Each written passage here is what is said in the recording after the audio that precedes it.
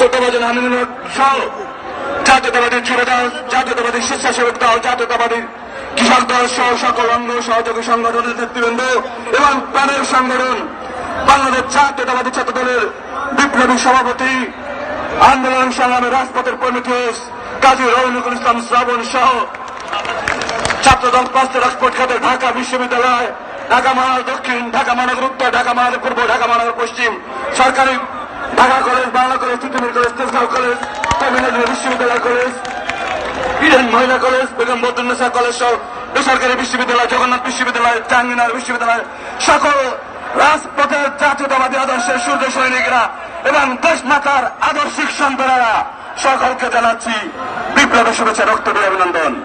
বন্ধুরা, জাতীয়তাবাদী ছাত্রদল বক্তব্য দেবে না, জাতীয় নেতৃবৃন্দকে আশ্বস্ত করতে চাই, দেশমাতার মুক্তির দাবিতে, পার্শ্ব চিকিৎসার দাবিতে আপনারা কর্মসূচি ঘোষণা করুন।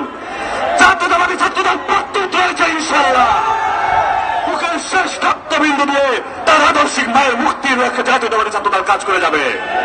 বন্ধুরা আমার, এই প্রাচীন সরকার জনগণের ভোটে নির্বাচিত হয়নি, তারা মৌলিক অধিকার কি বুঝতে পারে না।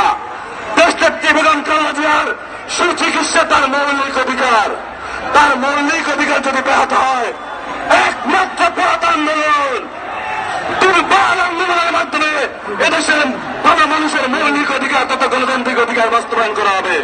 সবশেষে আশ্বস্ত করতে চাই, জাতীয় নেতৃবৃন্দ, জাতীয়তাবাদী ছাত্রদল ইতিমধ্যে স্লোগান দিয়েছে, যুদ্ধ হবে আরেকবার, ছাত্রদল হবে হাতিয়ার, যুদ্ধ হবে আরেকবার, ছাত্রদল হবে হাতিয়ার, যুদ্ধ হবে আরেকবার, ছাত্রদল হবে হাতিয়ার, চালো চালো যাবে কলকাতা, পয়সা হবে রাজপথে। সবাইকে অশেষ ধন্যবাদ জানিয়ে এবং আগামী আন্দোলন সংগ্রামে সকলকে উদাত্ত আহ্বান জানিয়ে আমি আমার সংক্ষিপ্ত কথা শেষ করছি। আল্লাহ হাফেজ। বাংলাদেশ ধন্যবাদ, বাংলাদেশ জাতীয়তাবাদী ছাত্রদল ধন্যবাদ। শহীদ রাষ্ট্রপতি জিয়াউর রহমান বীরত্ব মামদ আশা আকাঙ্ক্ষার মুক্তি প্রিয় দেশনেত্রী বেগম খালেদা জিয়ার সুস্থতা কামনা করছি। আগামী রাষ্ট্রনায়ক প্রিয় সংগ্রামী দেশনায়ক তারেক রহমান প্রিয় দেশে আসবে বাংলাদেশে। সকলকে ধন্যবাদ। আসসালামু আলাইকুম।